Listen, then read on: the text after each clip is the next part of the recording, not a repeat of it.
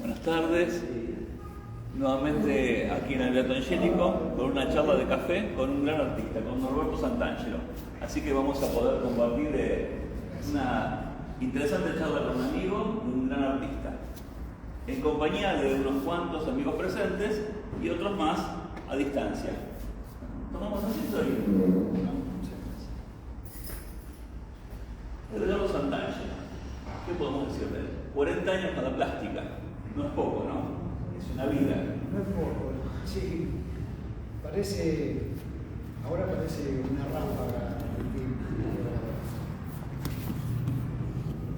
Fue todo un camino y sigue siéndolo, y creo que no va a terminar. Termina cuando termina nuestra existencia, es decir, no creo que haya una meta precisa. El camino del arte es consustancial con la vida de quien lo lleva a cabo, y como la vida misma incorpora experiencias constantemente y abre nuevas sendas, nuevos horizontes de logros. Uno siempre va tras la mejoría,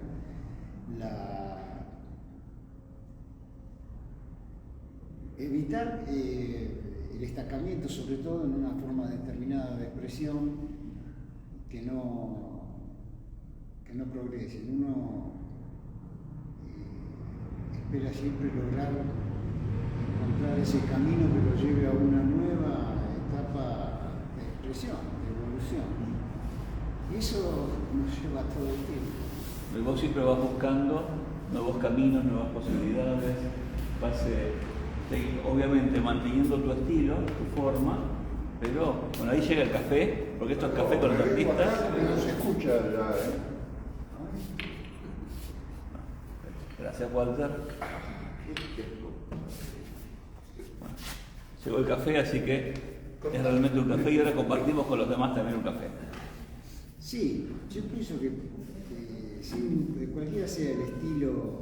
Habla más fuerte si te escuchan de casa. Cualquiera sea el estilo o la corriente, la escuela a la que pertenezca el pintor,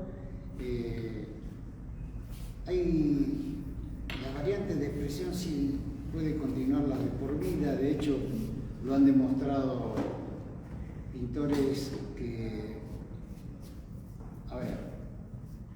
tenemos dos clases. Unos que han pertenecido siempre a una corriente, no se han movido de una corriente plástica, y otros que, como Picasso, fueron conocidos además de un genio monstruoso, partiendo de un inicio casi, bueno, en el caso de Picasso daría para una charla. Bueno, pero contemos, fue muy figurativo en su inicio y fue modificando y conociendo todas las técnicas de su época y estilos. Sin dejar de ser, en el fondo, figuración lo suyo, porque es un breve pasaje en el que incurre en la abstracción total. Siempre fue en el fondo un pintor figurativo, pero experimentó todas las posibilidades de expresión. Y otros, por ejemplo, como René Magritte o Dalí, pertenecieron a una corriente de arte más o menos unívoca, que varió por ahí en el transcurso de las décadas, sin alejarse de la esencia de lo que es una escuela. Surrealismo, expresionismo, y cada corriente ha demostrado a lo largo del siglo XX, sobre todo, y lo que va del XXI, que posee multiformes capacidades de brindar nuevas y apasionantes maneras de expresar su cualidad y su mensaje plástico, ¿no? Asimismo, el arte geométrico, por ejemplo. En la plaza tenemos tantos pintores, y un caso excelente como el de Jorge Rama, por ejemplo, que constantemente va variando dentro de su corriente expresiva, pero nos ofrece continuas novedades y una belleza.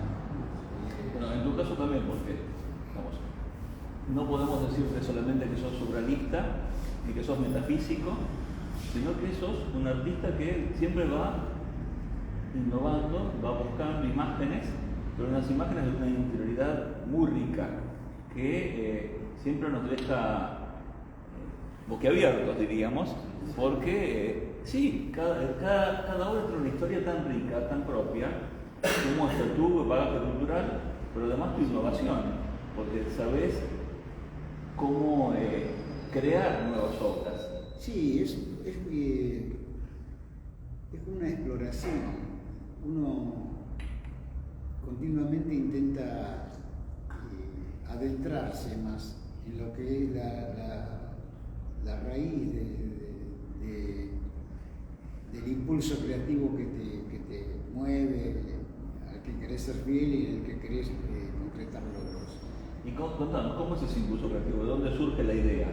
¿Surge en un boceto? ¿Surge en tu cabeza? ¿Surge de muchas cosas?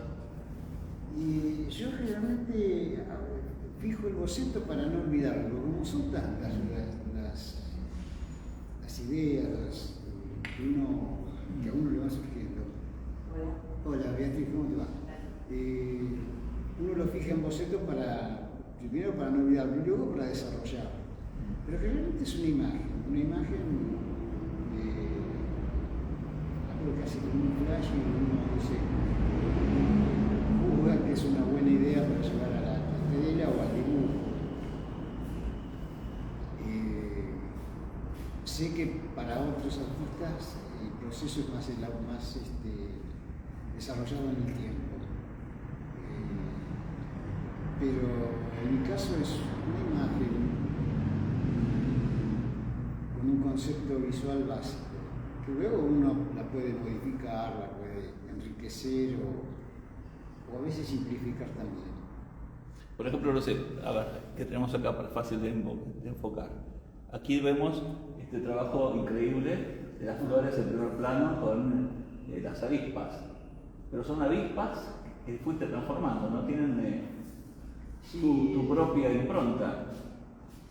Sí, yo, si bien, como imaginarán, en el proceso de pasarlas al dibujo me puse a ver las especies de avispas.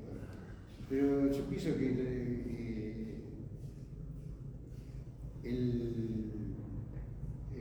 ejercicio artístico de este tipo de pintura no condice con un realismo científico. Tiene que estar lo mágico, lo creativo, lo que vos te agregás, ¿no? Uno es una nueva expresión. Reelabora las formas y las ensambla. También en el principio eran más, las fui suprimiendo porque vi que la composición estaba muy sobrecargada. En eso uno actúa. Nunca es tan perfecto el traslado de una idea que no permita mejorarla, readecuarla y dejar lo que más se acerque al equilibrio. Es lo esencial. Una obra sin equilibrio es una obra fallida. Bueno, no sé si lo logro en todos los casos, pero el esfuerzo es siempre ser compositivamente lo más equilibrado que se pueda. Y ese equilibrio no es solamente el dibujo, sino también el color. El color también. El color es un gran factor de estudio. El gran protagonismo de la plástica de finales del siglo XIX, todo el XX y buena parte del siglo que transcurre es el protagonismo del color en la expresión plástica, cosa que, digamos, hasta mediados del siglo XIX, por ejemplo, la corriente neoclásica que encabezaba David y que después continuó a cargo de Ingres, privilegiaba el dibujo sobre la expresión colorista. Además, Ingres decía, si no pueden ser coloristas, sean grises. Pero el dibujo tenía que estar para poder... El dibujo darle forma. Era la línea, era el espíritu, porque seguían la tradición, sobre todo de la expresión de ese monstruo del dibujo que fue Rafael. Y en ese punto, no sé, desde la visión de los críticos modernos tal vez equivocaron un poco el camino. Tanto David como el mismo Ingres fueron artistas de una calidad impresionante. David dejó 2.500 dibujos de su periodo en Italia, de todas las formas clásicas. Estudió, realmente, bueno, han quedado, ahí está la coronación de Napoleón, un cuadro de 11 metros. Maravilloso. Es un detalle. No, pero el siglo comenzó a pedir otra cosa, y la primera rebelión fue la del romanticismo, que sin apartarse en extremo de la corrección del dibujo, comenzó a privilegiar más el color, dándole una mayor cuota de emoción cromática a la obra. Bueno, eso en su momento fue un factor de enfrentamiento terrible. Pero convengamos que nosotros ahora, bueno, vos en tu caso, en este caso, sos una sumatoria de todo eso, ¿no? Porque... Sí, eso es más o menos una digresión del camino que siguió el arte y vos claro, y las sucesivas evoluciones de la teoría del color. Y bueno, en la actualidad se ven pintores que realizan experiencias cromáticas maravillosas, con saturación de colores. Yo me ubico en un término medio y bueno, intento, ya como te decía hace un rato, llevar a cabo una especie de síntesis entre el dibujo y el color. Por eso decíamos que es tan importante el dibujo, que digamos que lo trabajas con solvencia. Bueno, y en esta muestra hay 4 magníficas obras que tienen el mismo nivel de creatividad que las pinturas y tienen un contraste único que muestran la calidad técnica que bueno, puedes desarrollar. Eso va por mi cuenta. Así que es cierto. Y allá también lo hice.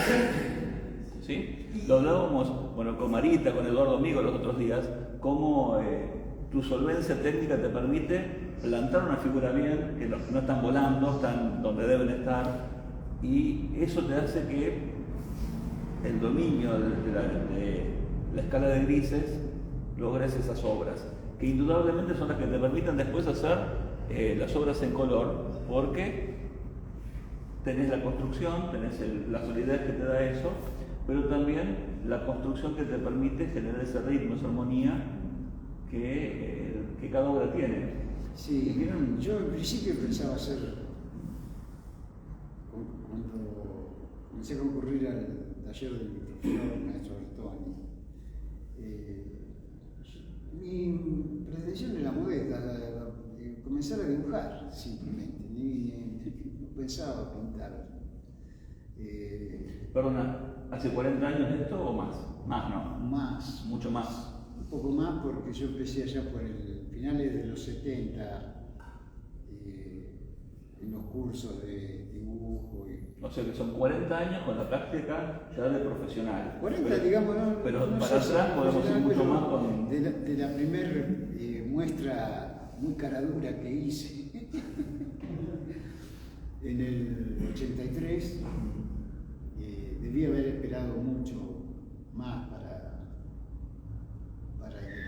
exponer, pero bueno, uno es joven y tiene esa urgencia, esa necesidad de... Pero hay que compartir. expresarse.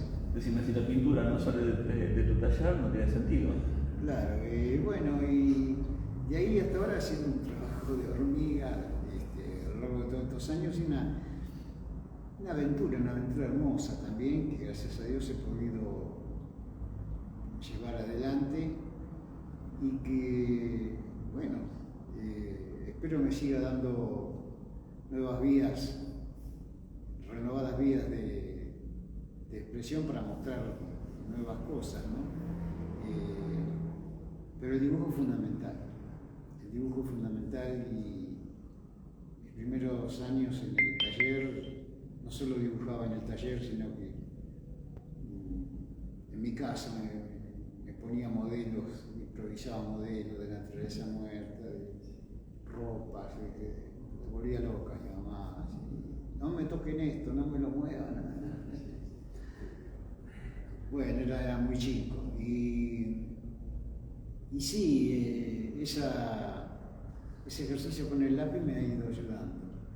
Y lo mantengo siempre como una de las dos vías principales, es decir, el óleo y el dibujo son los dos carriles por los que, si bien hice experiencias con acuarela y con otras técnicas, me siento cómodo con el óleo y bueno, y el dibujo que en blanco y negro lo considero apasionante, ¿no? Hola, Luján, ¿cómo están, chicos? Dani. Entonces, el dibujo siempre te va acompañando. Sí. Desde el boceto, ¿no? Y esos bocetos muchas veces se transforman en óleos y otras veces van quedando y los van siempre son transformándose. Más que lo que uno puede concretar. O sea que son miles, me imagino. Tengo de distintas etapas. Hay ideas que quedan como crisálidas y al cabo del tiempo regresan reformadas, regresan partiendo de una raíz, luego se completan, pero sí, uno quisiera poder trasladar todos a la tela, pero es imposible por tiempo y por capacidad que te excede totalmente. Por ejemplo, acá en La Plata estaba Gustavo, que también hace bocetos y cuenta que tiene Bogia. Sí. Él trabaja mucho a partir del boceto inicial de una determinada forma y bueno, me comentaba una vez que tiene cajas. Miles. Pero siempre es más lo que se boceta que lo que se lleva a la tela. Naturalmente uno de 20 bocetos podrá trasladar 2 o 3. Pero a veces esos bocetos que quedan dan motivo a otros. Sí, ¿no? Es sí, como que sí. siguen vivos, se van. Sí, yo he comprobado a lo largo del tiempo de una idea determinada, de cuando llega el momento y la pasé a la tela, que ya tenía antecedentes, tenía como gérmenes de otras etapas anteriores. Vemos en algunas obras que no es que se repita el motivo, pero sí tienen relación con otras obras. Sí, están como enganchadas. Y no es que no lo hago con intención de plasmar una suerte de relato, nada que ver. No intento contar ninguna historia, La historia va surgiendo en el mismo trabajo. Sí, yo mismo elaboro los personajes, pero no soy un partidario de que el arte tenga anécdotas muy explícitas. Para mí debe conservar siempre algo de misterio la obra. Por ejemplo acá, ¿no? Si estamos viendo esta obra donde hay un trabajo interesantísimo, vemos 3 personajes sentados de espalda, 3 personajes de frente, dentro de una bestia, ¿no? Y sobre esa bestia hay como una especie de fénix y frente a él también un ser mitológico, no sé. Sí, en realidad es una grulla del Nilo. Una grulla del Nilo. El trabajo se llama Planicie del Serengeti, surgió de, bueno, siempre tuve una pasión enorme por la fauna y las criaturas africanas. Bueno, y en el Serengeti aparecen obviamente, pero los obeliscos egipcios están perforados, no solo no son comunes, son creación tuya. Bueno, ahí aparecen las cosas raras. Y bueno, pero esas cosas raras las vas imaginando, ¿cómo las vas desarrollando? ¿Van surgiendo? Trato de evitar la pesadez de la forma, por eso a veces se orada, se perfora o se le buscan movimientos que creen afructuosidades. Bueno, en esto hay que remitir al gran maestro Salvador Dalí cuando producía esas formas con oquedades diversas, con deformaciones. Formas blandas que caían. Formas blandas, la contradicción aparente entre un reloj de metal que fluya o se torne blando sobre una rama. Pero cuando pensamos en el concepto de tiempo, ya no se nos hace tan estático, tan estático y más con las teorías que hay. Comprendemos más, sobre todo a partir de los progresos de la cuántica y las nuevas teorías, entendemos más la imagen del genio, que lo que él quiso crear. Y bueno, pero por ejemplo, no sé, el rinoceronte tiene 3 figuras adentro. No digo que me cuentes, lo que me refiero es cómo van surgiendo, que dentro de un espacio vas encontrando otro y otro. Claro, a veces es como una suerte de esas muñecas que llevan otras adentro. Matrushkas. Uno a veces busca un efecto similar, es decir, yo podría haber dejado el rinoceronte normal, pero le hubiera faltado la cuota de extrañeza al trabajo que para mí requería. Por eso incluí esos seres que están ahí dentro, que ni yo sé qué son, pero me gustó el motivo y lo incluí. En el marco de, como dice el título, una planicie, una sabana africana. En el fondo los seres los animalitos están en todos los trabajos porque siempre se tiene una pasión muy especial por la fauna la fauna prehistórica, la paleontología, ¿te acordás que hablábamos el otro día? Como hablábamos el otro día. Pero de ahí te vas a Macbeth. Tus inquietudes son... Por eso decíamos de la cultura tan amplia que tiene que las va haciendo, es transversal, ¿no? Yo ingresé a agronomía, pero estaba entre arquitectura, porque me encantaba toda la vida la construcción sobre todo de esos maravillosos templos que todas las culturas han elaborado, la medición, la repetición de los símbolos, en fin. Creo que la arquitectura es una de las artes más completas en cuanto al calibre intelectual del desafío a vencer, ¿no? Y también estaba por el museo, por la paleontología, que me atrajo toda la vida. Son disciplinas que me interesaron siempre. Bueno, terminé ingresando en agronomía y una carrera hermosa, pero que no era lo que yo en definitiva quería, y por lo cual me terminé volcando al arte. No sé si eres un buen artista, pero creo que mejor que como agrónomo seguro.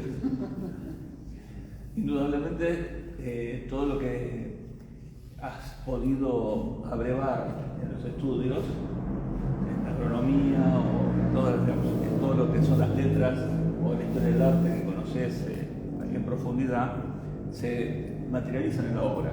Porque, no sé, vemos ahora historias, digamos, vos no contás una historia literalmente en cada obra. Ahí hubo una excepción, Sí. que era el trabajo que estábamos preparando para la charla sobre Shakespeare. Es el único trabajo que sí, que tiene una intención, podríamos decir, ilustrativa. Hoy cuando Pero uno habla de ilustrativo en el arte, hoy es un pecado. No. Pero yo pienso que no. Hay que ilustrar las grandes obras, los grandes trabajos. A mí inmediatamente se me ocurrió lo de las brujitas, pero es una excepción. De todas maneras, uno no puede resistirse a veces. Por ejemplo, quien gusta de la literatura, dejarse arrastrar un poco por la potencia creadora de seres como Shakespeare, Dostoyevsky, Conrad, los mundos que ellos pergeñaron. A mí Shakespeare me asombró toda la vida y me sigue provocando asombros su capacidad psicológica. Antes de que existiera la psicología como ciencia y los trabajos de Freud, de Jung, de Adler, siglos antes, en las distintas obras de Shakespeare, los personajes, mediante sus diálogos, sus frases, dejan entrever verdades psicológicas que luego serían llevadas al estudio, ya digo, por estos monstruos como Freud, por ejemplo. Fue un gran conocedor del alma humana, como Cervantes, murieron el mismo día, y bueno, es tan rico su imaginario que uno no puede menos que a veces evocarlos con alguna imagen que incorpore a su trabajo. Lo mismo podría ser Víctor Hugo con Jorobado de Notre Dame, en fin. Bueno, son clásicos que se meten en el alma humana, ¿no? Están en nuestra arquitectura espiritual, sí. Y vos en tus obras nos permitís entrar un poco en ese mundo tan complejo, ¿no? De tu alma. Que tu alma creo que es limpia, porque indudablemente sos una buena persona, eso no cabe duda, pero sí tenés juegos así de análisis más tortuosos, más complejos, que te permiten completar estas historias. Sí, yo creo que uno pasea la mirada interior por todo aquello que le imprime un efecto en su sensibilidad. Como decía Kant, todo el objeto de alguna manera crea su representación en nuestra sensibilidad que luego pasa a nuestro interior.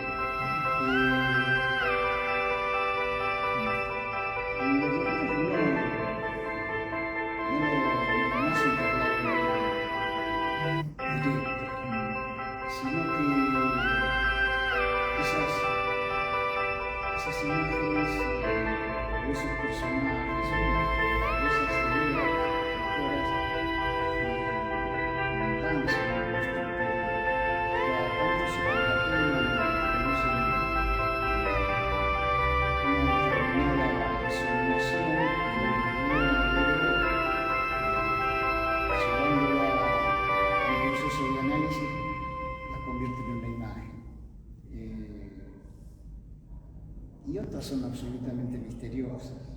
No todo lo que imagina el artista tiene un correlato o una génesis signada por una obra determinada, tampoco. No es tan unilateral. hay imágenes del inconsciente propio y de los efectos de las experiencias vitales que uno tuvo, que también se suman a la obra. De alguna manera, las obras terminan siendo de cualquier pintor una especie de autorretrato. Cuando el artista se siente conforme y siente que hay un nexo directo, genuino, cuando siente que es verdadero lo que está haciendo, que es una parte de sí mismo la que está llevando a un lienzo, a una foto, a un dibujo, bueno, creo que puede sentirse tranquilo de que, digamos, va en la buena senda. No quiero con esto significar que sea un proceso, la creación de egoísmo de uno, sino que mediante una especie de mecanismo de introspección, uno analizando su propio interior y buscando las imágenes que lo representan, termina interpretando al resto y tendiendo puentes al observador. Nunca puede ser egoísmo, porque vos estás compartiendo y estás abriendo ese mundo al observador. Y cada observador va a encontrar miles de mundos en esa obra y va a poder contar su historia. Si ahora charlamos con la sala y le preguntamos a cualquiera sobre cualquiera de las obras, va a encontrar algo diferente, indudablemente. Sí, sin duda. Y un motivo determinado o una imagen determinada se puede significar y dar origen a distintas interpretaciones, porque el otro lo ve desde su propia esencia, desde su propia individualidad. Y creo que es lo que hace maravilloso al arte, ese ejercicio y ese misterio de combinación que se da entre el espectador y el que creó la obra. Consciente o inconscientemente, toda obra de arte es un intento de comunicación con el otro, un puente hacia el otro. Y es hermoso cuando uno se siente interpretado. En la muestra me preguntó Carlos en un momento determinado si yo había frecuentado, si por lecturas o por, digamos, si me interesaba la filosofía griega. Y yo ahí sentí que él interpretaba los trabajos. Acá no hay ningún busto de Platón ni de Sócrates. Y ahora te voy a agregar otra. Ay, mira. Te voy a agregar otra pregunta. Y la ironía. Sí. Y las máscaras. Si me permitís, te voy a poner otra pregunta. ¿Cuánto de onírico hay acá? Y hay mucho de... Dentro del proceso creativo que recién muy bien te describías, hay un porcentaje de onírico. Sí, el mecanismo onírico es tan profundo y tan complejo. Claro. Y no solo... Psicología profunda. Y no solo nos visita en las horas del sueño, sino a veces en la de la vigilia también. Es el último campo que el arte, digamos, yo pienso que el futurismo italiano, el surrealismo, la obra de Chirico, de Dalí, de todo, incluso la de Miró, Hizo enorme arco también. Y Dalí también. Y Dalí. Creo que es una etapa final, por decirlo así, o uno de los últimos escalones que el romanticismo como escuela fue creando. El romanticismo por primera vez planteó una escisión, una separación entre el artista y la sociedad. Hasta ese momento el artista generalmente acompañaba el proceso de desarrollo en la sociedad, comunicándose mediante sus obras. Con el romanticismo empieza el rechazo de algunos artistas hacia los motivos de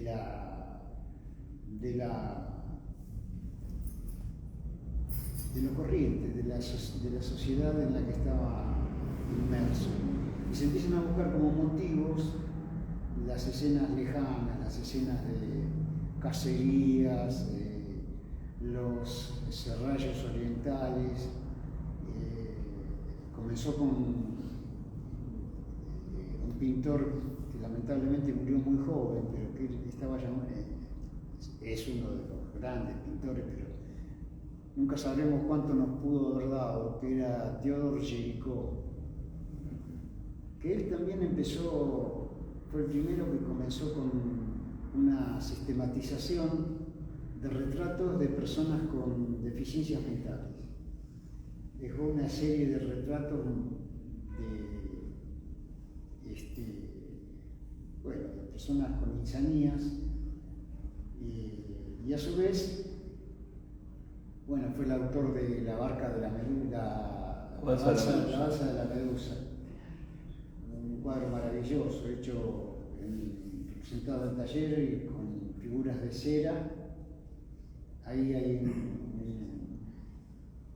Sabes que él investigó sobre la medusa, ¿no? Estuvo con uno de los sobrevivientes. claro. Y leyó el libro que escribió este sobreviviente y decidió encerrarse un año en su taller para poder hacer el cuadro. Y cuenta que para no salir se rapó. Claro. Así que estuvo encerrado, porque en ese momento no está rapado, no usaba peluca. Pero, y cuando salió, ya había cambiado toda la historia. Claro. La política era otra. Entonces el cuadro que él pensaba que iba a ser el gran premio del Salón Nacional apenas fue aceptado. Y Sí. después de un tiempo logró que lo compraran, pero tuvo que pasar el gobierno del momento, porque todo eso, digamos, quería ser tapado, olvidado. Claro, y no hay que olvidar la influencia que la política tiene sobre el arte o sobre los artistas a veces. El caso de Ingres, que era pintor de cámara de Napoleón, Claro. y uno de los candidatos de la historia a haber concretado el primer cuadro surrealista en serio, es decir, el traslado de un sueño a una tela, que es una tarea muy difícil. Cuando uno me preguntaba sobre lo onírico, uno traslada rasgos, escenas o situaciones, recreando la atmósfera irracional de los sueños. Ahora, trasladar la imagen de un sueño es algo dificilísimo de hacer en arte. Tal vez así, perdón, que fines del siglo XIX y comienzos del XX hubo toda una tendencia que empezó con el opio y siguió con el ácido lisérgico. Sí. Y aquí en La Plata se hizo una experiencia con ácido lisérgico en el Hospital de Niños de La Plata, Bueno, para estudiar la mente en ese trance. Lo que se llamó, hubo un maestro de la psicología argentina que la denominó lo onírico forzado. claro. Forzaban las imágenes oníricas. Germán Hesse. ¿Cómo? Germán Hesse. Exacto. Él tomó droga Exacto. y empezó a relatar qué es lo que iba sintiendo y los cuadros que iba haciendo. Y es muy curioso porque aparece la imagen de una figura y de a poco se va destruyendo hasta formar una especie de masa etérea, rarísima. Sí. Todo el proceso de la droga, ¿no? Él tiene también fue un gran escritor, un cuento que se llama El Hindú, donde traslada toda una secuencia de relato de soñaciones de índole oriental, fue también un gran hinduista, y esas ese tipo de experiencias surgieron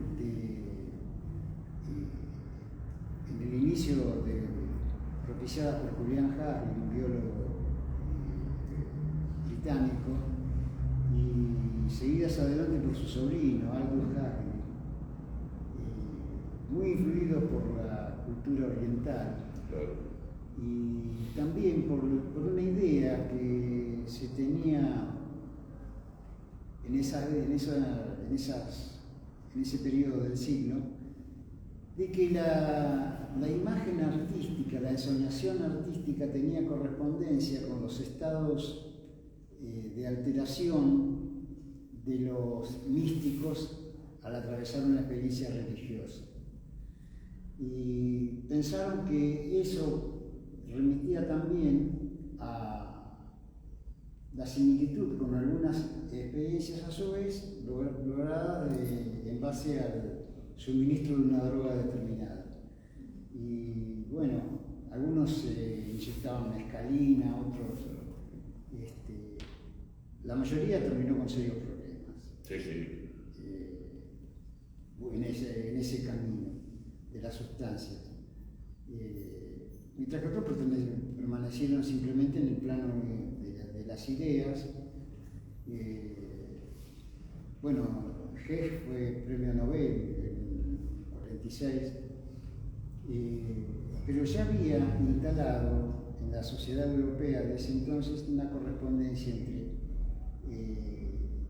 la búsqueda poética y lo onírico, como que la poesía era, la patria de la poesía era el sueño. Lo dice Borges también, que el verdadero territorio de la poesía es el sueño, ese mundo por el que transitamos muchas horas todos los días y del que como guardamos tan pocos recuerdos a veces, ¿no? Pero que es un gran generador de inspiración, como la mayoría de los que pertenecieron al movimiento surrealista llevaron a cabo. No creo que esté terminado el camino, hay mucho por explorar, hay mucho por adentrarse en el inconsciente colectivo y creo que en materia de inspiración no nos va a faltar para seguir produciendo trabajos. Es un campo fascinante porque engloba la psiquis, la capacidad de producción de arte y la forma de exteriorizar la sensibilidad de un espíritu determinado. No quiero decir algo porque a veces es un concepto que ahora para muchos no es cuestionado. No en mi caso, yo soy creyente muy firme. Creo que el alma es una realidad tangible, que confiere, bueno, como desde ya sabemos, las características básicas de la personalidad. Y también el impulso creativo. Después está en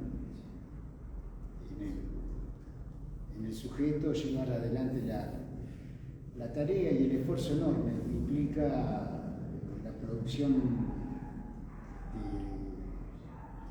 la concreción de una carrera artística, ¿no?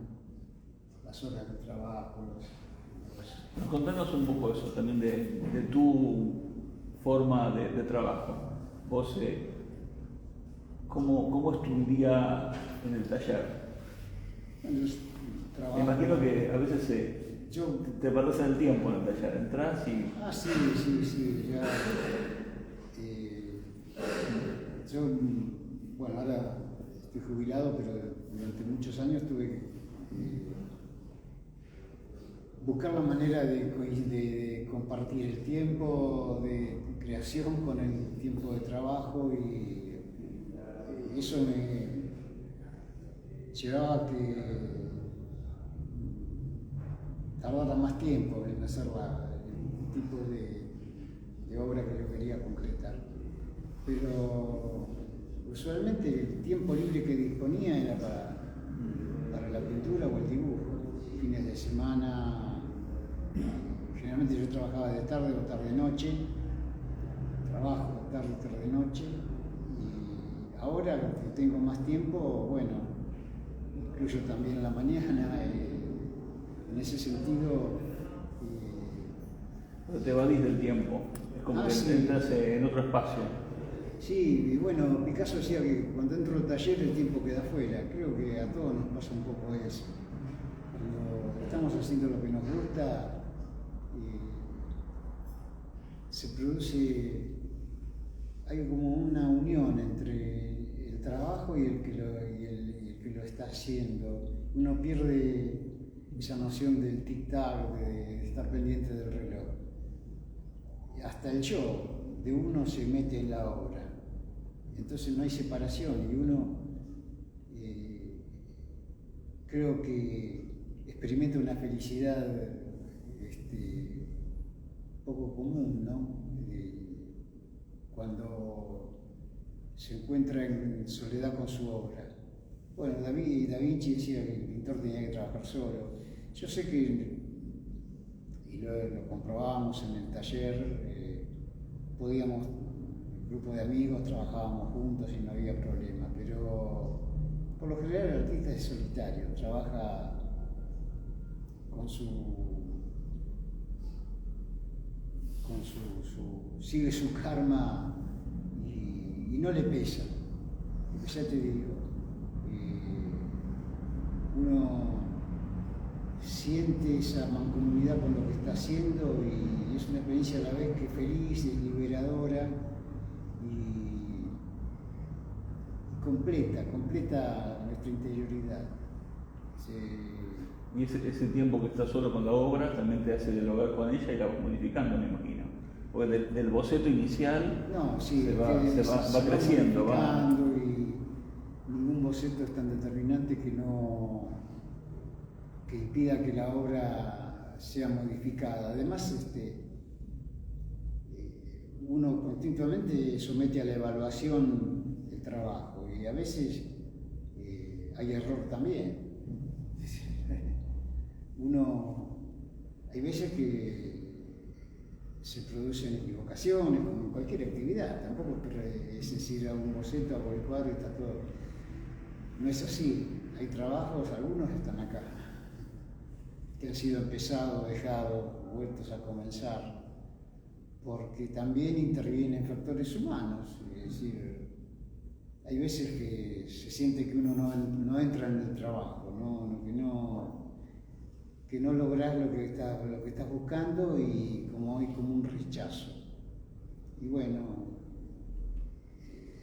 desde que comencé a trabajar mi profesor me decía, dalo vuelta, déjalo y seguí con otra cosa y al cabo uno después siempre le encuentra el camino, ¿no? Siempre encuentra el camino, pero no todo es tan transitivo y fácil.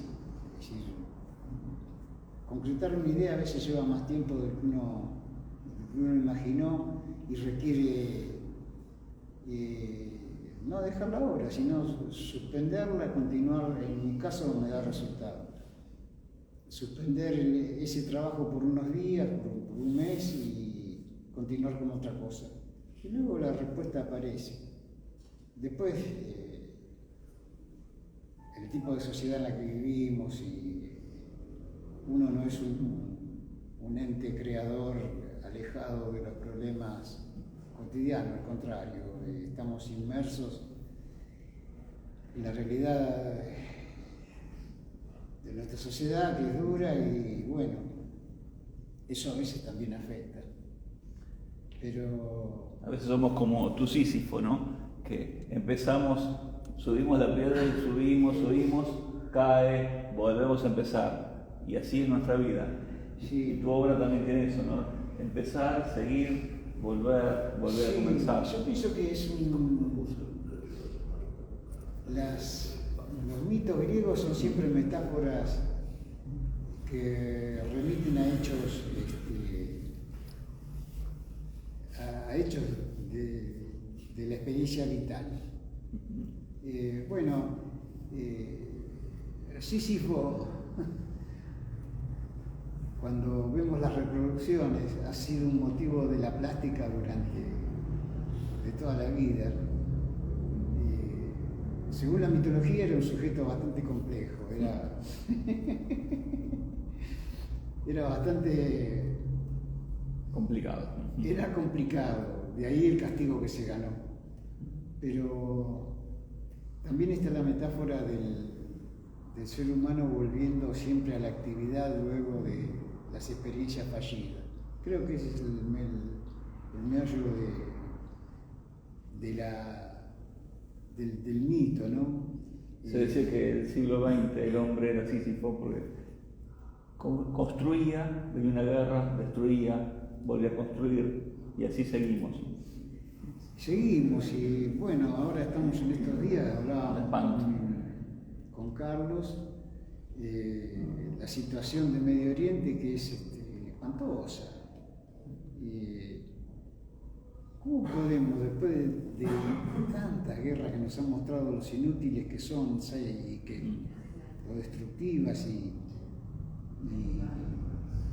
devastadoras, todavía se sigue pensando que por esos medios se puede lograr algo y asombra la ferocidad? Yo veía hoy cómo era maltratada la gente, unas imágenes, y realmente sí, es muy acertado lo que vos decís. Parecemos Sísifo, volvemos a cometer los mismos errores. Los mismos errores que nos precipitan al fondo y luego empezamos a tratar de subir, de remontar, pero no logramos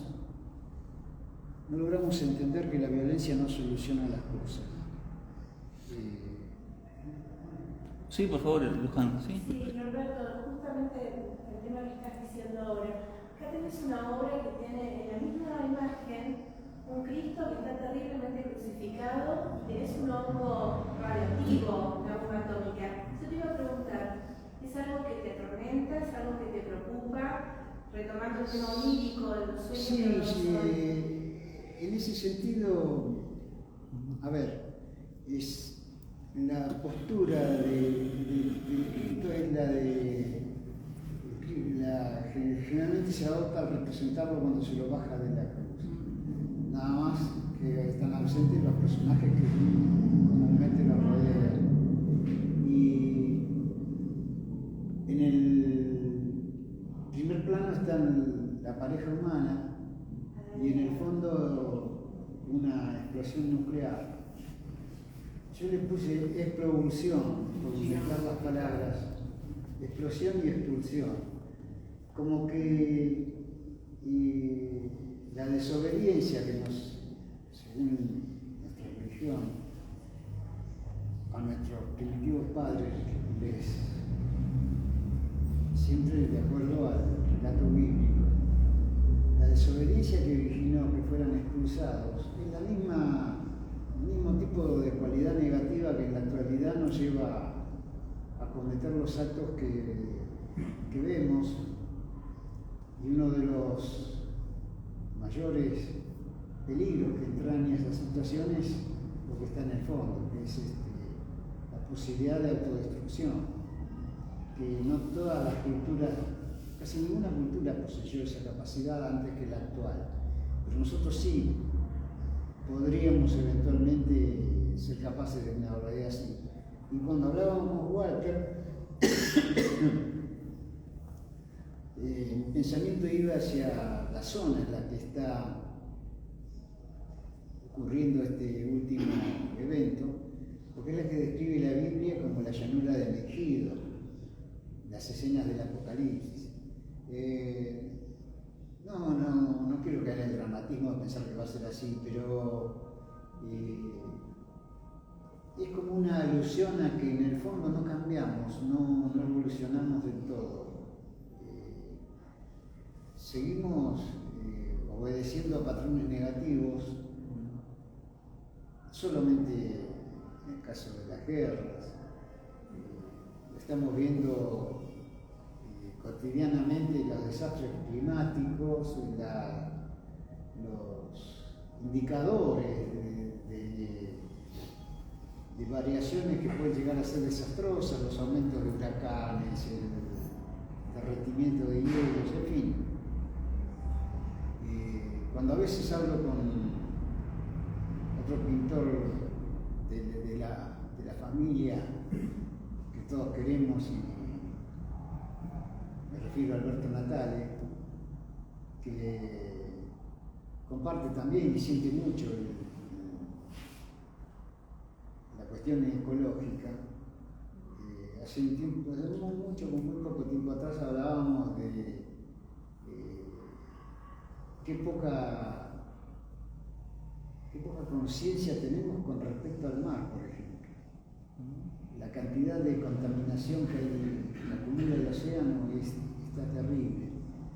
Y no solo eso, sino que, por ejemplo, las plantas nucleares de Fukushima en Japón están irradiando constantemente ese veneno al mar abierto.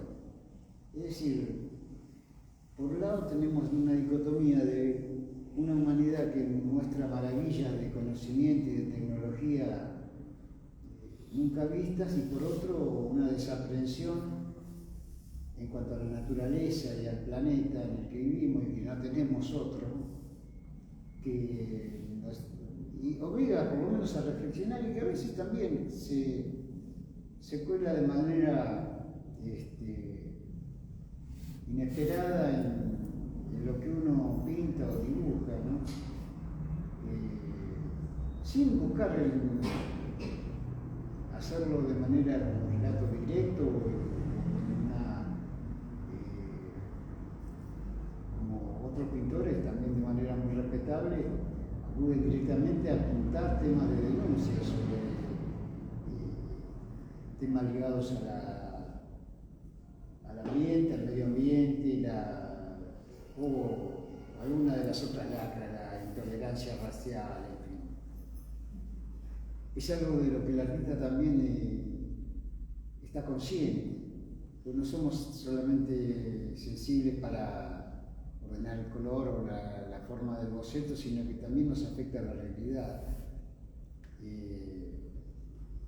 Pero en mi caso prefiero siempre no hacer, yo evité siempre hacer política con el arte o incluso denuncias directas, porque me parece que no porque no me quiera comprometer o porque quiere conocer mi forma de pensar, habla conmigo y lo ve, pero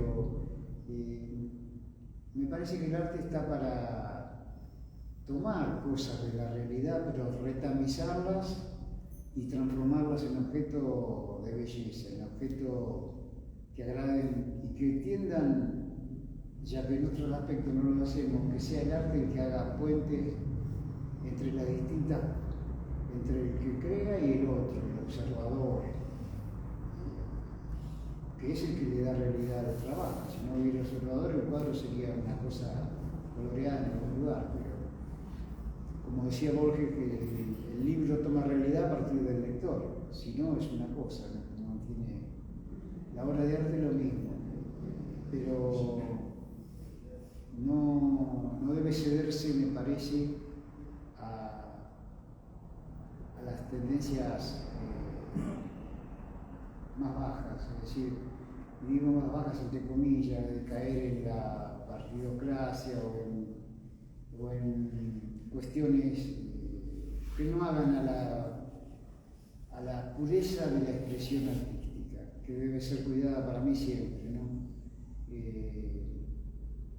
Por eso lo pongo en los dos platos de la balanza, es decir, la realidad que influye y se mete y tamiza a veces la obra de arte y produce ejemplos más seguibles, aunque en el caso de este tipo de pintura, siempre, Dalí explicó siempre su trabajo. Tenía frases, tenía toda una batería de argumentos pero el grado de compromiso directo con la expresión hacia la realidad circundante solo la duda cada artista de acuerdo a su intención. Yo no juzgo ni cuestiono a los que llevan adelante una determinada idea exclusiva y la exponen directamente. En mi caso prefiero buscar imágenes que conciten la curiosidad y la fantasía del que observa. Esa sería la búsqueda de mensaje o la búsqueda de una concreción de relación entre observador y el que hace el trabajo, ¿no? No llegar a ser apocalíptico. Claro, no. Yo no, si bien, bueno, qué buen tema has tocado. El Apocalipsis es un relato surrealista, porque hay que leerlo y cuesta seguirlo. Es un relato tremendamente complicado, muy poético, saturado de imágenes que uno quisiera pintar. Es imposible leer el Apocalipsis y no elaborar bocetos en la manera que uno lo pueda hacer, porque es una obra de una calidad poética dramática tremenda. Pero yo prefiero jugarle unas fichas a la esperanza antes que al Apocalipsis. Por eso también está el ojo de Dios, ¿no? ¿Cuál? El ojo de Dios, digo. Claro. El ojo que todo lo ve. Sí, y todo lo ve y que en definitiva yo creo como católico que Dios es bondad esencialmente y comprensión. Por eso su visión, creo yo, es esencialmente protectora y salvadora. Es mi creencia. Pero bueno,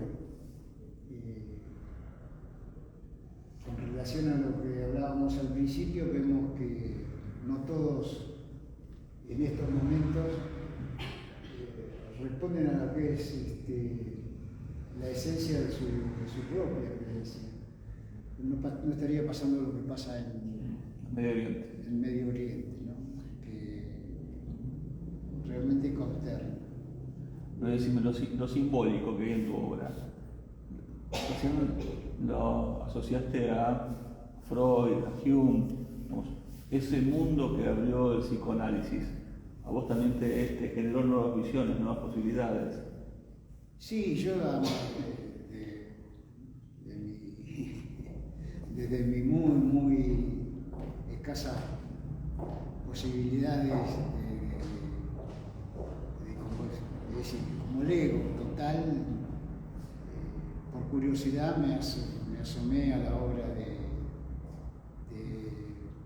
Freud, la interpretación de los sueños, Ian, en fin, me despertó mucha curiosidad siempre la psicología y suma una cantera de proposiciones que para el acto creativo son válidas, más allá de la validez o de la certeza de las distintas teorías. Es el campo más novedoso, más nuevo de las ciencias, ¿no? Y el que está en más continuo movimiento y en estado más candente con relación a la interpretación de la conducta humana. Desde ese punto de vista también incide como motivo generador de imágenes, al igual que un relato mitológico o en fin, todo lo que es vivencia se transmite en arte. y en imágenes, bueno, acá tenemos un escultor fabuloso y vemos, yo me encanta ver sus imágenes cuando desde un motivo básico central se van evanesciendo otras formas que se convierten en pájaros, en una espada, un árbol, de una manera tan fluida, tan plástica, que son poesía pura. También en la escultura esto cobra realidad. Y la obra de Eduardo es maravillosa en el sentido de cómo disparadora de ensueños. Y lo mismo el coro, que para qué vamos a hablar, ¿no? Sí, yo creo que no hay experiencia vital que no pueda ser traducida o incluida en el corpus, digamos, de lo que es la obra de un determinado artista, sea la escuela que sea. Me parece que es la función del artista, y tal vez lo haya sido desde la antigüedad, porque vemos en las cavernas la impresión de las imágenes cotidianas desde la más oscura etapa del ser humano, plasmadas en imágenes sobre los muros o en concreciones escultóricas de carácter onírico, o a veces imbuidas de un vitalismo que asombra, ¿no? A lo largo de toda nuestra trayectoria como especie, el arte ha ido signando los distintos momentos de nuestra historia. Lo que ocurrió que en los últimos 2 siglos es que la amplitud de escuelas y de experiencias se ha hecho superlativa, como correspondía. Es decir, después de la Revolución Industrial se abrieron las puertas a todo tipo de renovación y de evolución en la sociedad, y el arte no hace más que acompañarlas. Pero uno lo hace desde el punto que eligió. Y con respecto a los simbólicos, yo quiero pensar que a lo largo del tiempo seguramente iré siendo cada vez más simbólico, ¿no? Como un proceso de cambio, de evolución. Bueno, no sé si tomamos aquel cuadro, el de el hombre llevando un huevo a la espalda, debajo de él un cisne, debajo de él el perro observando, la manzana, las máscaras, las nubes. Sí, bueno. Todo, si tomamos el diccionario de Sirlot, digamos, analizamos cada símbolo por separado, podemos encontrar, no sé, la pureza que es robada por el hombre, y ese huevo puede significar el inicio de la vida. No sé, el perro que lo resguarda, la manzana de las Hespérides por lo que va a venir. Hay montones de historias, pero vos no inventaste esa historia. Vos lo que haces es generaste una imagen. Una imagen. Para mí es el más críptico de todo, porque cuando ejecuté el boceto, bueno, el hombre es en realidad, el nombre del trabajo es el cisne y el homúnculo, porque es un hombre muy pequeño, porque como ustedes verán en la proyección perspectiva, si fuera un hombre normal debería ser bastante más grande, y agobiado por una carga enorme. Un poco, no digo lo de Sísifo, pero está también el paso del tiempo simbolizado por el metrónomo, el agua como forma perpetua de la naturaleza. Bueno, no sé, algo con relación al pasaje del tiempo y el esfuerzo por transitar ese tiempo que nos toca. Así lo identifico yo, pero no quiere decir que sea lo que exactamente represente. Es una imagen que dejé. ¿Cómo está, Cristina? Es una imagen libre. Yo la representé con lo mejor que pude, pero para mí también está cargada de misterio. Por eso es importante que el observador haga su propia interpretación, ¿no? Sí, por favor. Sí, una pregunta, profesor. Yo lo observé hace 2 o 3 días en la exposición y realmente lo felicito porque es admirable. Bueno, muchas gracias. Sí, no, es la verdad. Lo que yo interpreté desde la musicalidad de las letras, de nuestras emociones, de nuestra palabra, de nuestras historias, aparecen los personajes como cortando una línea de tiempo. Aparece el tiempo para mí, es lo que yo interpreto, el tiempo como primera figura en su obra.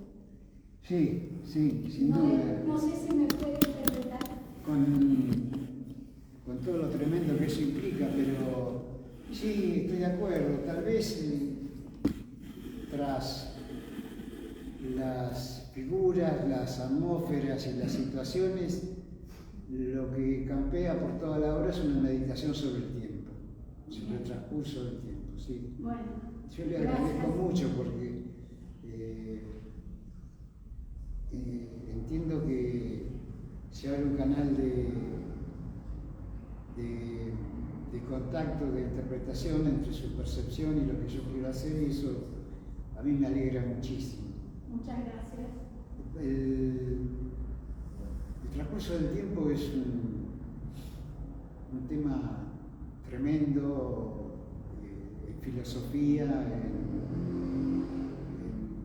en historia, porque termina triunfando sobre todos nosotros.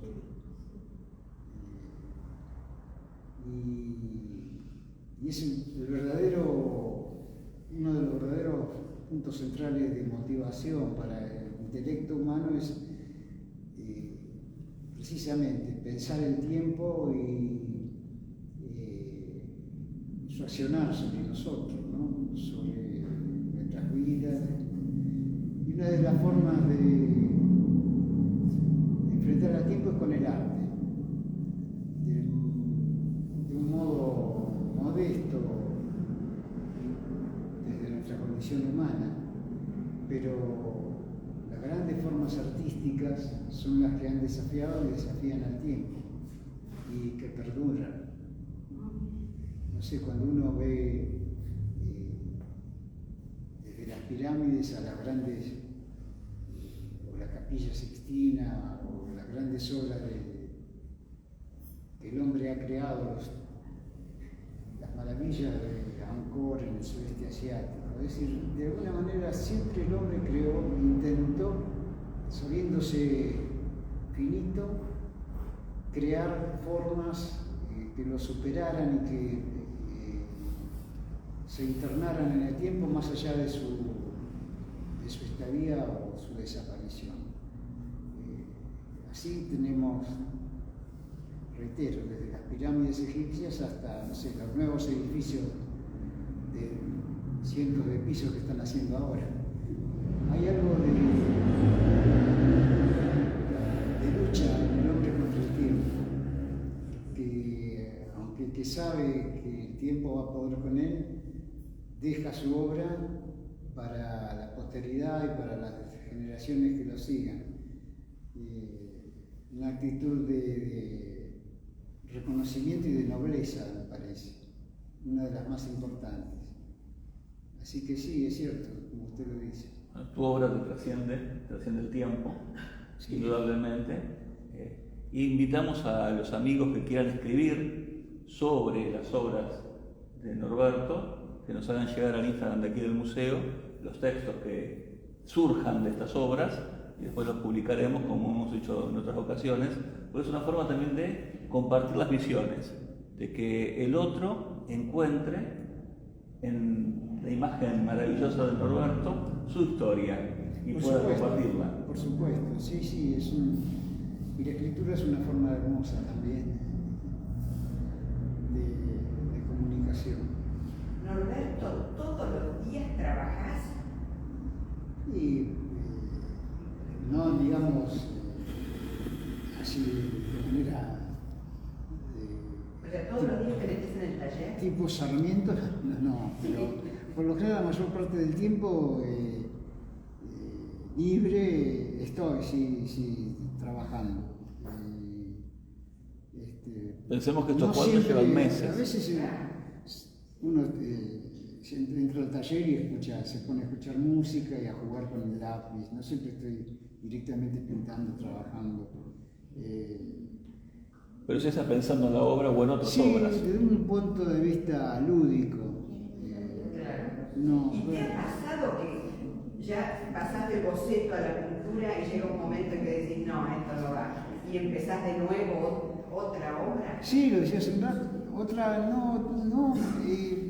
Cuando uno parte de un boceto y hace la matriz y los estudios, la perspectiva del trabajo, las sombras, es en ese periodo donde uno dice esto no va a andar y ya cuando uno va a la tela va sobre algo bastante seguro. Lo que no quiere decir que el trabajo no se complique. Nadie tiene la seguridad de que no se complique.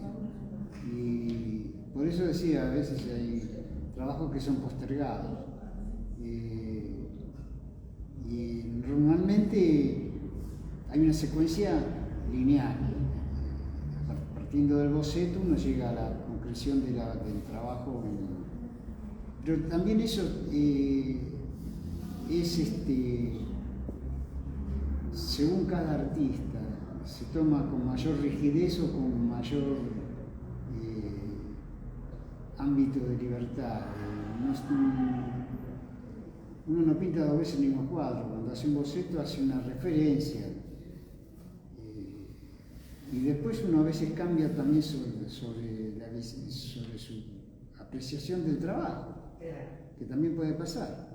No hay nada matemático en extremo, sino es una obra, es una cosa vital, sujeta a cambios, reformas. A mí me ha pasado terminar un trabajo o llevarlo bien adelantado, de postergarlo y después, sí, modificar, porque digo,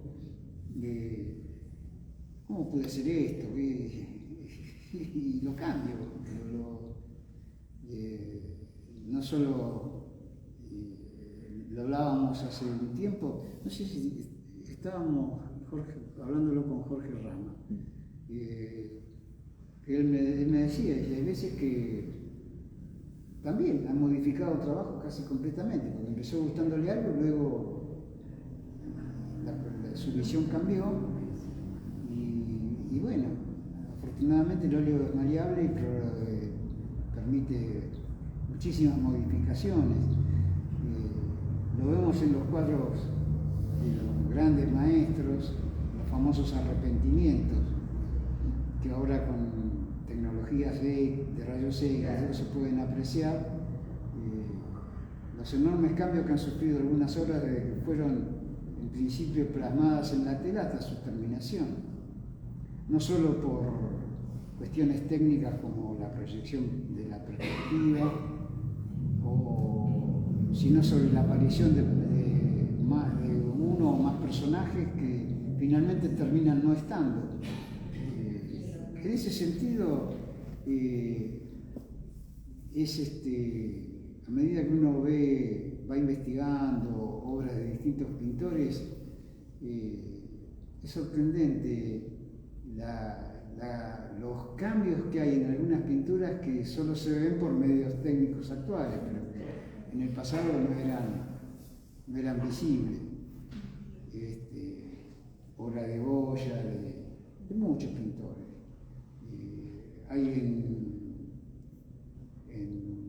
en Delacroix también, en Rubens, y ellos mismos que eran semejantes maestros, cambiaban algo en su composición, porque o estaba muy saturada o necesitaba cambios. Imaginen uno que puede fallar, dichoso si uno lo puede ver a tiempo de poder modificarlo, pero el error está siempre. Lo que pasa es que los años y la experiencia ayudan para ir modificando, ¿no? Bueno, queridos amigos, Yo voy a hacer sí. una lectura simbólica. Yo veo en ese cuadro que hay elementos muy sutiles simbólicos. El huevo, que es el embrión, está soportado por el hombre. El cisne, que es la representación de la mujer. La manzana es el pecado. Los cubos significan la estabilidad. Sí, Las sí. máscaras es una tragedia. ¿Y por qué luna de Cada uno hace después su historia. Es una apreciación brillante, ¿eh? Sí, la verdad que... ¿Y por qué hay luna que está en el piso? ¿Ven? Una máscara en el piso. ¿Por qué? Bueno, fíjense, por eso es tan importante el hecho de lo que decíamos recién, que cada uno va a interpretar la obra.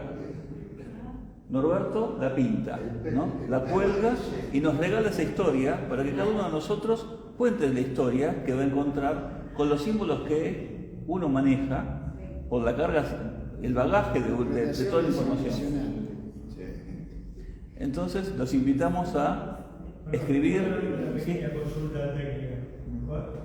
¿Imaginás el boceto? ¿Ya imaginás los colores o lo pones después o lo vas imaginando durante el proceso? O al final. No sé. En el principio siempre es el dibujo, después sí entra la vestimenta del color. Eso es arquitecto. Y ahí también hay que hacer un estudio. Si no un estudio práctico, un boceto del color o del trabajo pintado que lo hacía antes, ya últimamente no, pero sí una clave, que generalmente comienza por el celaje, del color de qué colores se van a utilizar en la composición y cuáles van a ser los que van a llevar a los motivos centrales. Me encantó esa Sí, presentación. perdón, digo, ¿y qué me decís de ese tronco hueco y donde hay hombres escapándose? ¿Qué te imaginas de eso? ¿Cuál? ¿Ves que hay un tronco hueco? Ah, no lo veo. Con dos personas. Con dos con dos hombres personas que se- Bueno, como que se están escapando. ahí maneja el símbolo, porque está también el reloj, está el perro, que es la contemplación, un perro que es tipo dálmata, son perros muy faldeo, no sé cómo decir, cariñoso. Decía, hay una mezcla de esos elementos, pero hay una parte discordante que son las máscaras. Las máscaras es como una parte del terror que existe en un futuro, en un horizonte por el tirado. Muy bueno. Una preguntita. Fuera del trabajo intelectual que hace el pintor, el artista, ¿siempre es necesario una interpretación con el objeto en sí, por la belleza o el color o la forma? No siempre necesito una interpretación para No, hacer sí. La interpretación la da, digamos, la abolición del que contempla el trabajo de decir qué quiso transmitir o si hay anécdota o lo que fuere, pero la primera impresión es el gusto por el choque visual. Ver el trabajo y sentirse atraído y decir me gusta. Después viene lo otro. Pero el primer efecto es de atracción visual. No, a mí me pasa que no es lo que quiso hacer el autor, sino simplemente la belleza del objeto, pintura, lo que sea, o el mismo los libros o lo que sea, y que a veces realmente es muy difícil meterse en la cabeza de un pintor y en las diferentes. Sí, no, además sino simplemente la relación personal de la obra con la claro, persona. yo eso es lo que privilegio. Después, si puedo hacer una interpretación, bárbaro, pero yo creo que lo que uno busca es el efecto instantáneo, que el espectador lo ve y diga me gusta. ¿Por qué? Bueno, eso después se puede analizar, pero es un objeto que impresione tu sensibilidad favorablemente o no. Puede ser que no. Esto no me... Sí, es muy variado. No, pero fíjate, Humberto Eco en el siglo XX abrió el tema de la obra abierta, generó la posibilidad de que cada uno pueda ver en la obra y encontrar su mundo. Y vos estás abriéndonos un mundo en cada obra para que después cada espectador pueda analizarla, comprenderla de diferentes formas. Algunos ven un símbolo de una forma, otros de otra. La humanidad ha hecho que haya, como decimos en el diccionario de Cirlot, ¿qué hace? Ha tomado como mucha gente considera determinados símbolos, como la historia del arte repite determinados elementos adjudicándole determinadas significaciones. Eso no significa que todas las civilizaciones y todo el mundo opine lo mismo. No. Claro, sería interesante ver chicos que pensarían de las obras sin tener conocimiento de Shakespeare o de lo que sea, y qué atracción haya, porque eso hay un instinto ahí que hay algo más a flor de piel que se podría. Sí, yo pienso que sobre todo priva la libertad y el juicio del espectador. Es el supremo juez es el que va a decir si gusta, no gusta, si siente complicidad con la obra. Claro,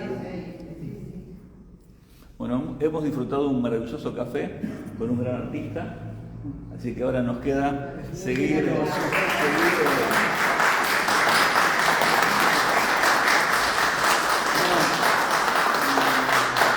Les invitamos a todos que durante este mes de octubre, aquí en el Museo Beato Angelico, pueden venir a ver la obra con detenimiento, con el tiempo que cada uno necesita para descubrir esos mundos. El que quiera escribirla podrá hacerlo, y el que no, lo guardará y lo disfrutará. Y el caballero se ganó esa eternidad en tantas obras y en todos nosotros. Así que, gracias.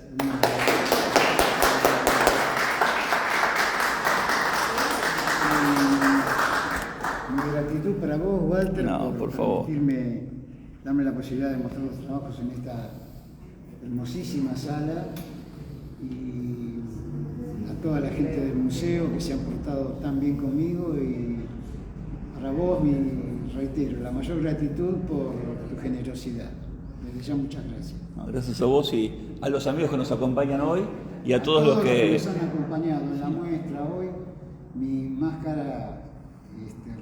caro reconocimiento y agradecimiento por la compañía y hacer el aguante en la muestra y hoy. Así que muchísimas gracias por su compañía.